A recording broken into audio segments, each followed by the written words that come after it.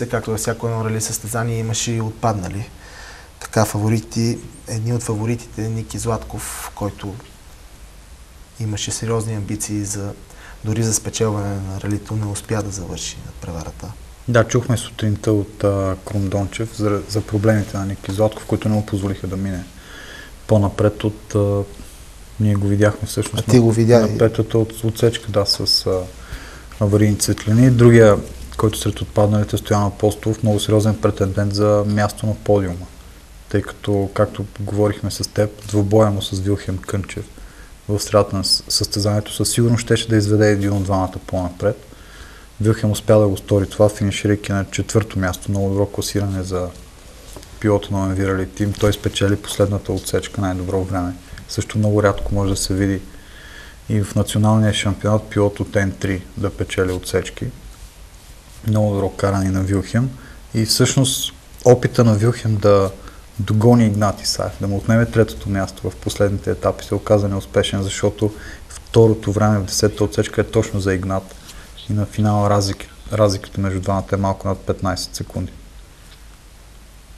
Много интересно сега, както говорихме и сутринта, въпреки че няма големи промени в подреждането, поне в първите двама-трима, състезанието свършва с последния етап. До тогава всеки се опитва да мине колкото се може по-напред.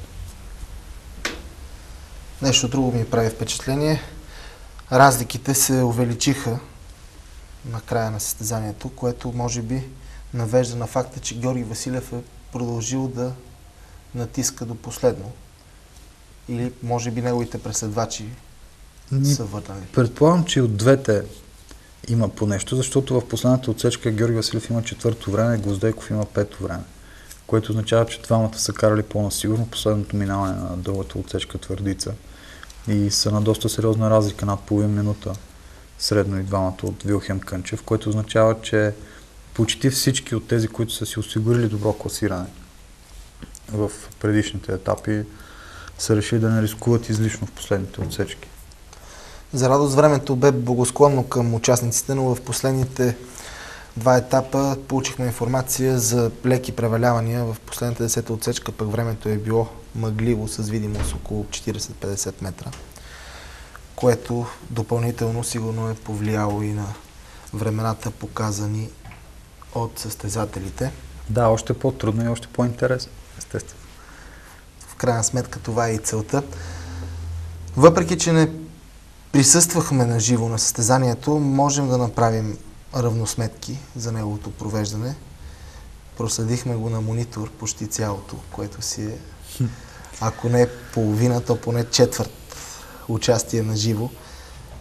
Правеше впечатление добрата организация, обезопасяването на трасето, многото публика. Да, общо взето това са основните компоненти, които трябва да присъстват във всяко едно автомобилно състезание. Много добра организация, без никакви пропуски и в нея без създаване на излишни главоболия на състезатели, на публика и на самия организатор, естествено, както сам си го направи. От друга страна, наистина много публика от старта на ралито до финала днес, който тепърва предстои през скоростните отсечки. Имахме възможност да видим на Твърдица колко много хора има по завоите. Като цяло мисля, че точно от това имаше нужда Твърдица, за да защити кандидатурата си за кръг от националния шампионат, защото говорили сме и преди, че български рали шампионат има възможност да се разраства, да поема още състезания, да става по-интересен с повече стартове. Но това не означава, че всяко едно рали или всяко желание за провеждане на рали ще получи място в националния шампионат, защото едно такова рали трябва да отговаря на някакъв минимум изисквания, да бъдат покрити някакви изисквания като качество на организацията, като въобще ритъм на състезанието, график, километри, скоростни отсечки, организация на самите скоростни отсечки, за да бъде включено това в националния шампионат. Мисля, че всъщност най-важното нещо, което трябва да се извлече от тези два дена е точно това, че рали Твърдица показа, че може да бъде кръг от националния шампионат, защото подготвителната работа преди началото на състезанието бе доста отдавна свършена. На практика, когато се стигна до пресконференцията при началото на ралито и самия старт на ралито, преди това има една доста по обем голяма работа, която трябва да бъде извършена и то качествено. Наистина целта е Рали Твърдица да се утвърди като кръг от родния рали шампионат. Нещо, което лично аз не знам. Спомена за формата, за програмата. Ако влезе Рали Твърдица, ако се наложи като кръг от рали шампионата, означава ли, че начинът му на провеждане през тази година ще съвпадне по някакъв начин с първото му издание като кръг от рали шампионата, или формата, програмата ще претърпят промени?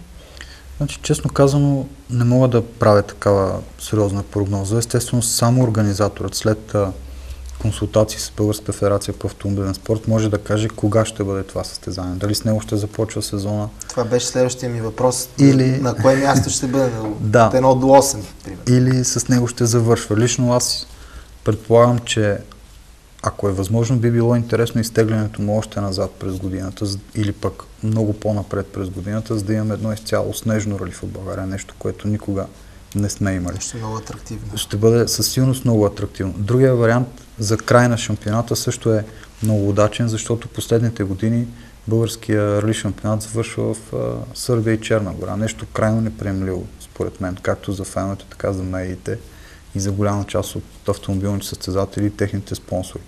Така че където и да се намести в календара Рали Твърдица, и тъй като има свободни пространства, свободни места, това ще бъде добре за него. Като цяло, за формата мисля, че това е оптималният вариант, двудневно състезание. Може би с малко повече баланс в първия ден. Добре би било да има още една-две отсечки в първия ден, тъй като според мен 9 етапа, и то такива като Твърдица и Боров дол, са много сериозно изпитание за пилотите и автомобилите, концентрирани в един ден от 8 часа сутринта до 4:30 следобед. Нещо за дължината на самото рали, малко над 100 км, много, малко, достатъчно?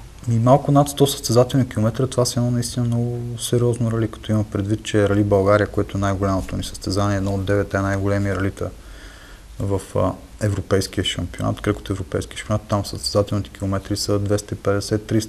Тук говорим за състезателна дистанция на половината от това, при условие, че Рали Твърдица кандидатства да влезе в българския национален шампионат и няма коефициент, не носи точки за европейския, така че много добре като начало.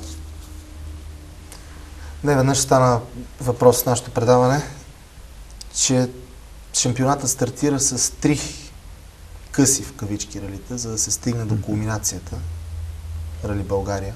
Не е ли тежка тази програма за пилотите? Не, напротив, мисля, че това е по-добрия вариант, защото предишни години е имало сезони, в които състезателен сезон започва с Рали България или Албена, или максимум едно състезание преди него, старото Рали Сливен, преди това Динамо, което означава, че голяма част от пилотите, или поне част от тях, получаваха колите си за Рали Албена, което водеше до на моменти много трудни ситуации, отпадания, катастрофи, проблеми с адаптацията към колата. Мисля, че сега за тези пилоти, които имат сериозна програма, сериозни амбиции в рамките на националния шампионат, 3 ралита преди България, малки, не много скъпи, в рамките на 2 дена, означава, че тези пилоти имат възможност, имат достатъчно време да свикнат с колата си, да променят стила си на каране, ако се налага. Въобще време за адаптация. 3 състезания са добър период за адаптация преди най-важното рали за годината. Много често, говорихме и за това, че шампионата завършва в Сърбия и Черна гора, Байна Баща, столицата на автомобилния спорт в западната ни съседка. Много са запалени, както по повечето от спортове сърбите.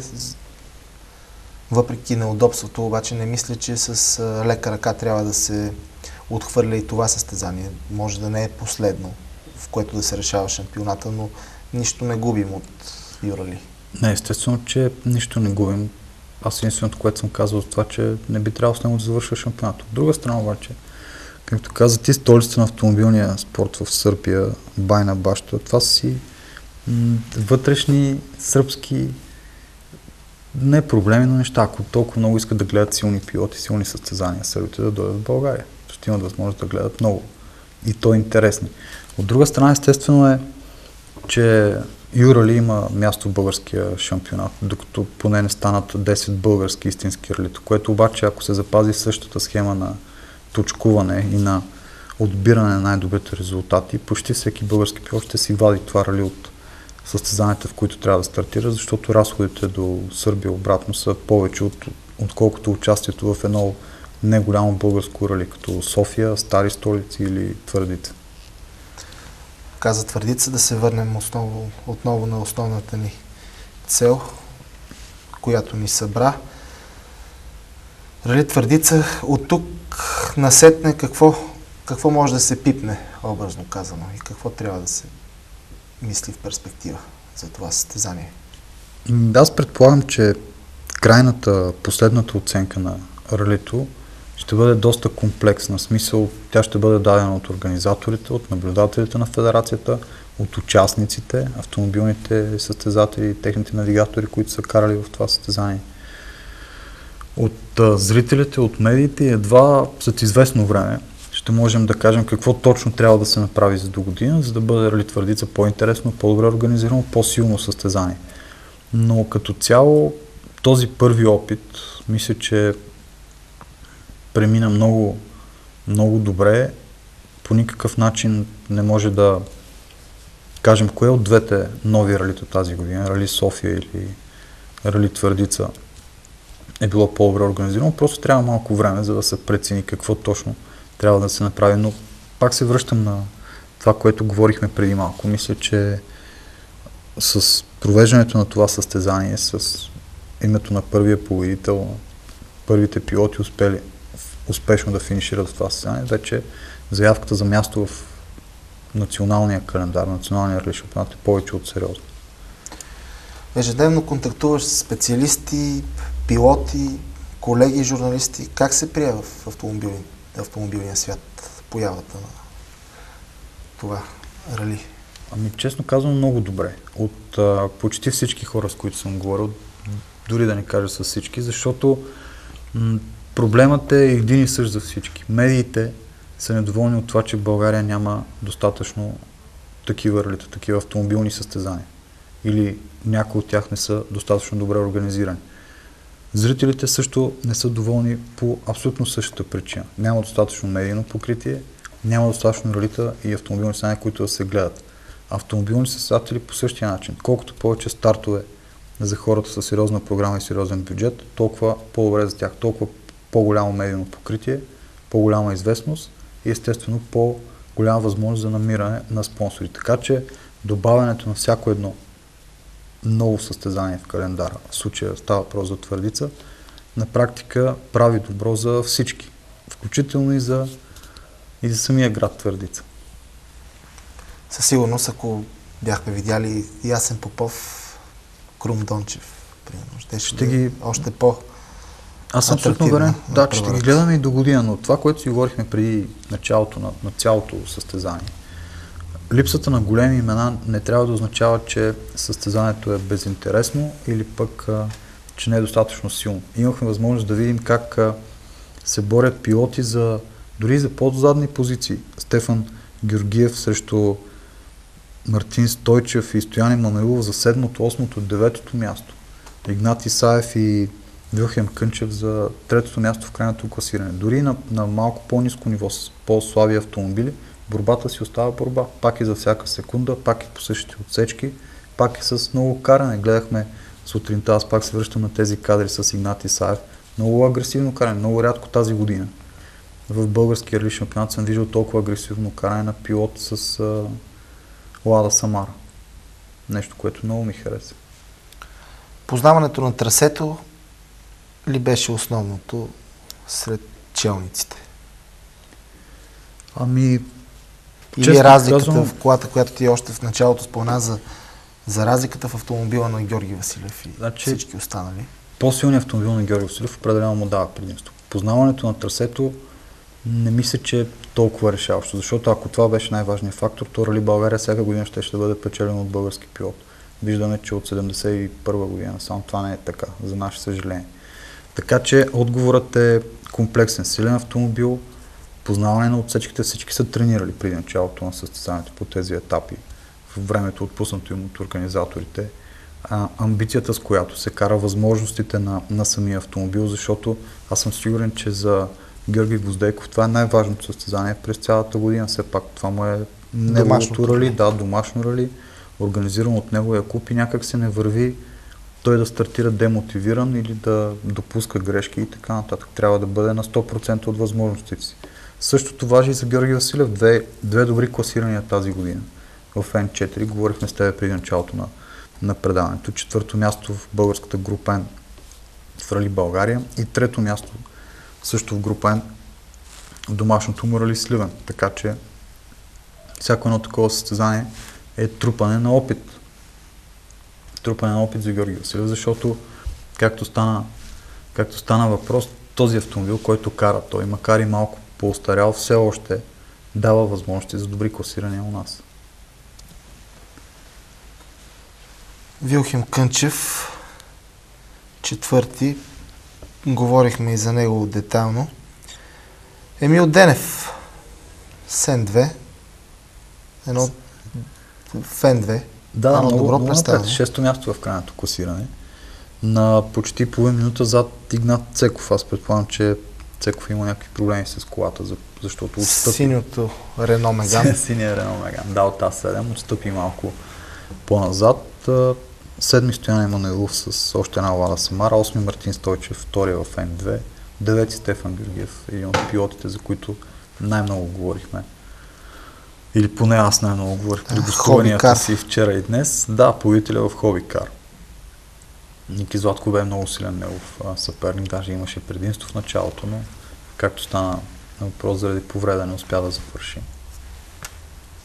Интересно състезание. Във всяко едно такова автомобилно състезание има какво да се извади от класирането, защото статистиката на финала не казва всичко. Тя казва минута и 23 секунди аванса Георги Василев пред Гвоздейков, но как е станало това за 10 отсечки е всъщност много по-интересната история. Вилхем Кънчев, четвърти след Игнат Исаев на 30 секунди. Но, както казахме, Вилхем се опита в последните отсечки да съкрати този аванс на Исаев. Не успя, но поне се опита.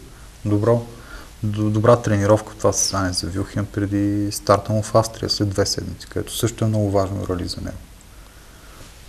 Открито бе състезанието, но мотивация не липсваше. Със сигурност.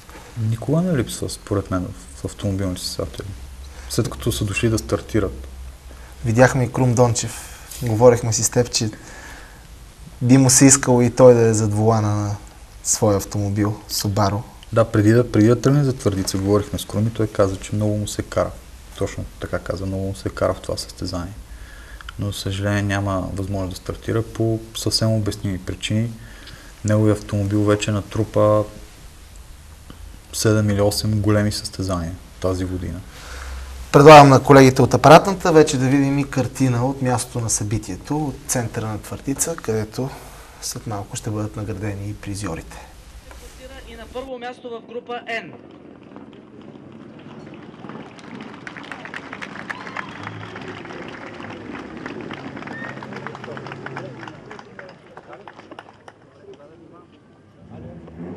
Наградата ще връчи кметът на община Твърдица, госпожа Катя Дойчева. На второ място в крайното генерално класиране е екипът пилот Георги Гвоздейков и навигатор Васко Христов.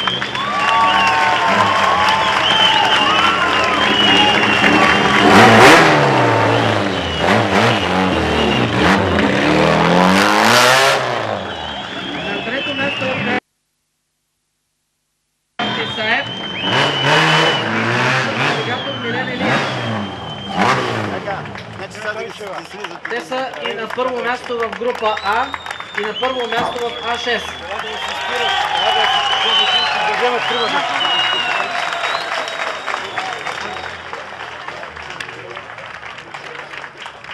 Кметът на община Твърдица, госпожа Катя Дойчева, връчва купите и, разбира се, традиционната бутилка с шампанско. Тук е момента да кажа, че за всички състезатели и навигатори има специална награда от президента на фирма Гликасим Петко Петков по едно специализирано автомобилно одеяло. Както и за фризьорите в крайното генерално подреждане специални луксозни комплекти. Гоша! Радвам се, до година трябва да сме пак на живо.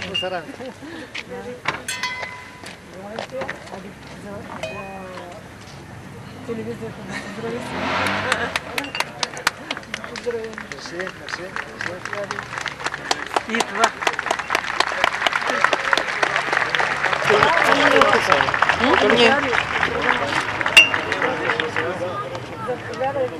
Васко.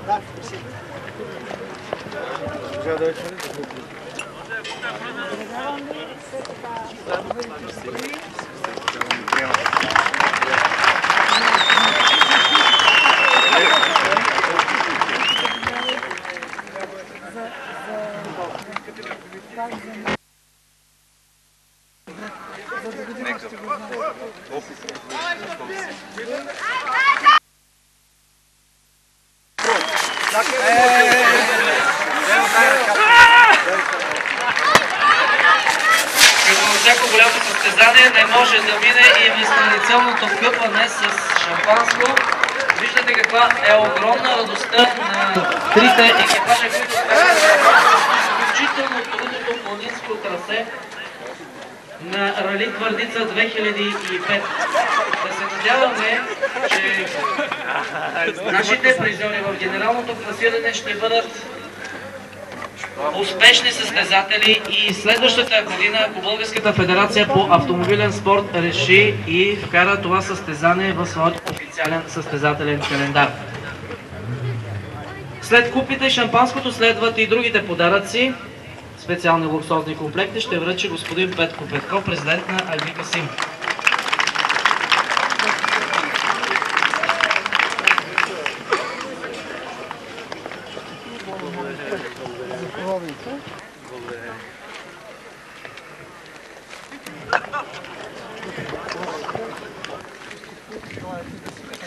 Близо 6000 зрители, дами и господа, са на централният площад в община Твърдица. Един град доказал своята любов към автомобилния спорт. Хората в планинско на пилотите поддържаха ги в двата състезателни дни. Първият път на затвореното скоростно трасе, а втория път по серпантините в планината. Едно изключително трудно състезание, особено в последните скоростни отсечки.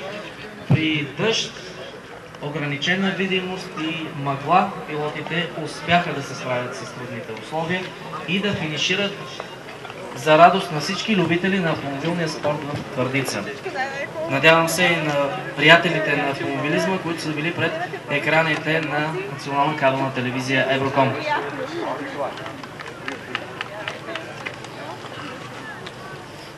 Госпожица Мая Петкова, управител на Гликасим, ще подари и специализираните автомобилни одеяла на призьорите. Такива комплекти ще получат и всички пилоти и навигатори, взели участие в Рали Твърдица 2005. Трети коли, една с друга там.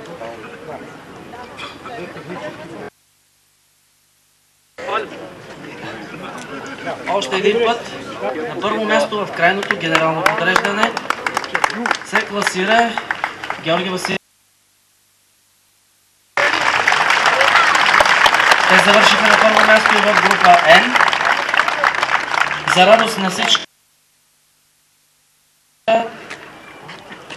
техният съгражданин Георги Гвоздейков с навигатор Васко Христов от Евроком Литин завършиха на второ място. На второ място в група N и на първо място в N3. На трето място са от Speedmaster Игнат Исаев, пилот и навигатор Милен Илиев. Те завършиха и на първо място в група А и в А6 на първо място.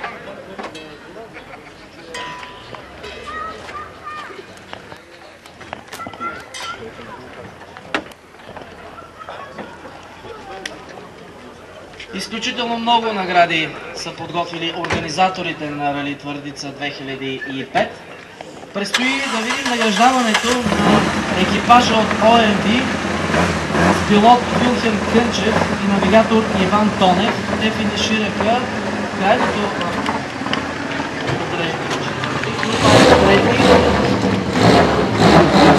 на второ място в N3.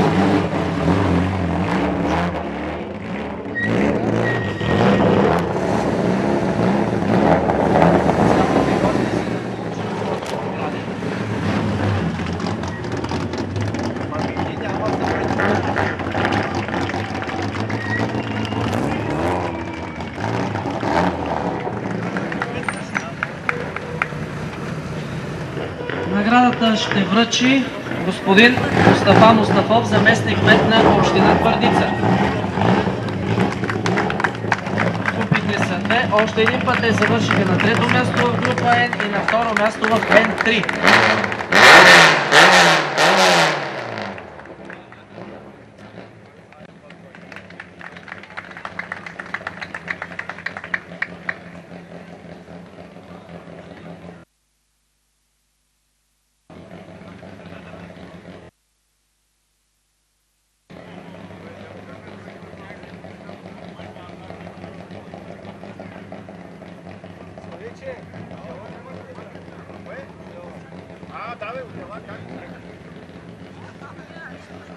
Екипажът на Автоекспрес Емил Денев, пилот с навигатор Богомил Ненов, се класира на първо място в N2.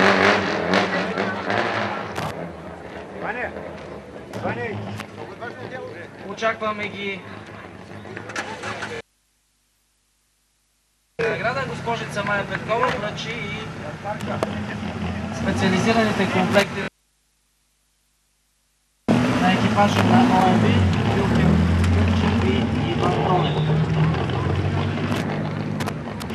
Към рампата вече идва и победителят в N2 Емил Денев и Богомил Ненов от Автоекспрес. Още сме в ефир.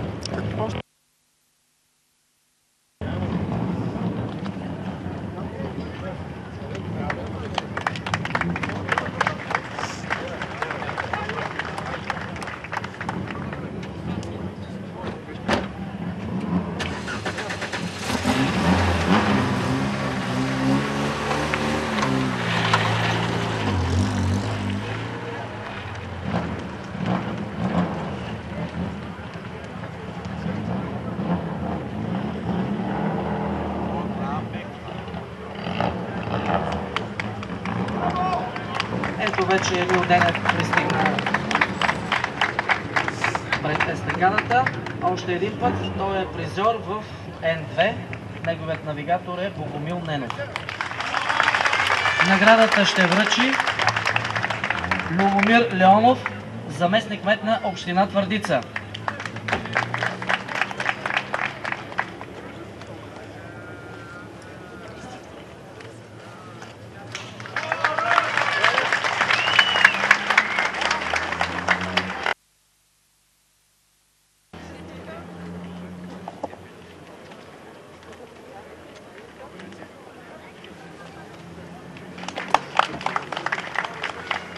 Следващият екипаж е от отбора на F2 Racing. Стоян Емануилов, пилот с навигатор Филко Филев. Те завършиха на трета позиция в група А и на втора в А6.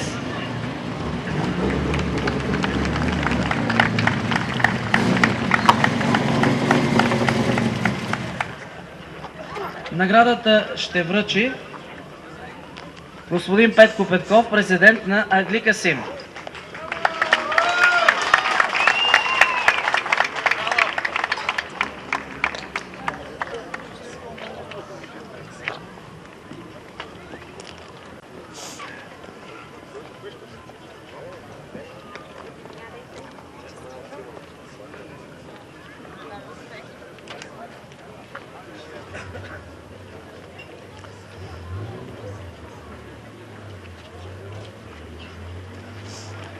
Аплодисменти, дами и господа. за тима на Рейсинг.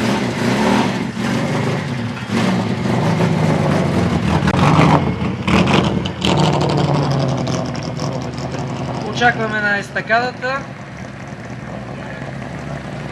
Мартин Стойчев и Александър Димитров, които се класираха на второ място в N2 и 8 в крайното генерално подреждане. Наградата ще връчи господин Венцислав Орманов, наблюдател на Българската федерация по автомобилен спорт.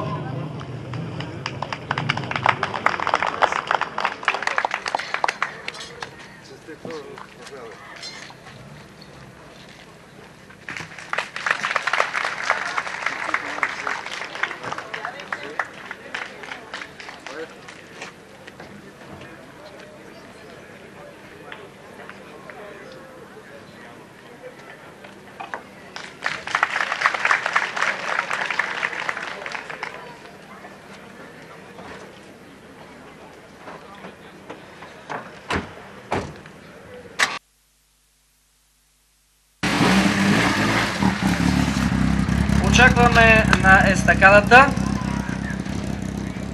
екипажът на Форд България Стефан Георгиев и Стойко Стайков, които завършиха на първо място в Хикс, група Хикс. Наградите ще връчи господин Васил Магунев, председател на спортните комисари.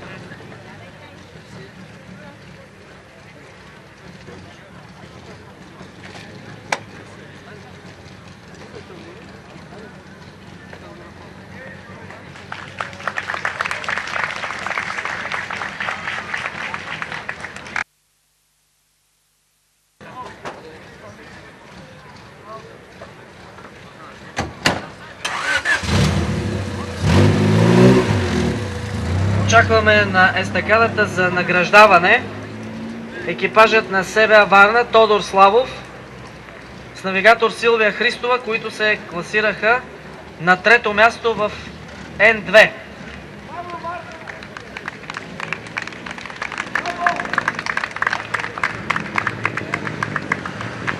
Наградите ще връчи господин Хаджи Луков, директор на Рали Твърдица 2005.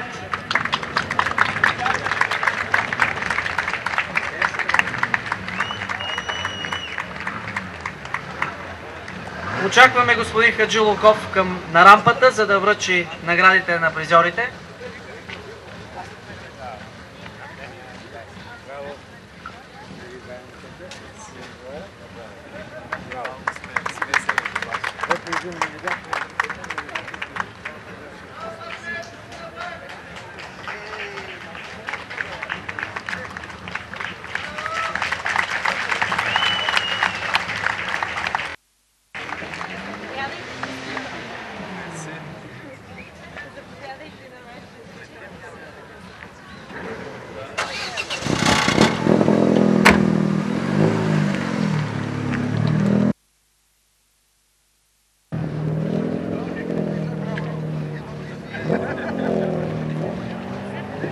Очакваме на рампата Цветомир Русев с навигатор Иван Данков от Томе Рейсинг.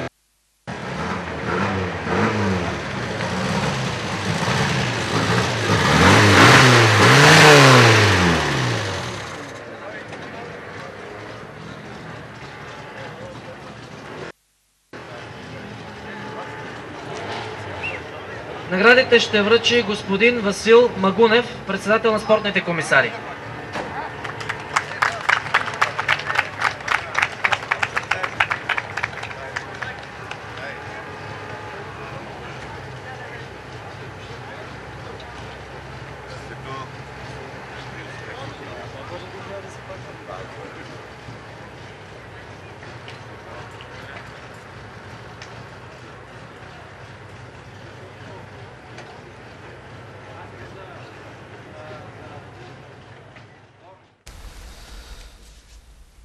предлагам така да завърши първото в историята Рали Твърдица. Имаме първия шампион, Георги Василев.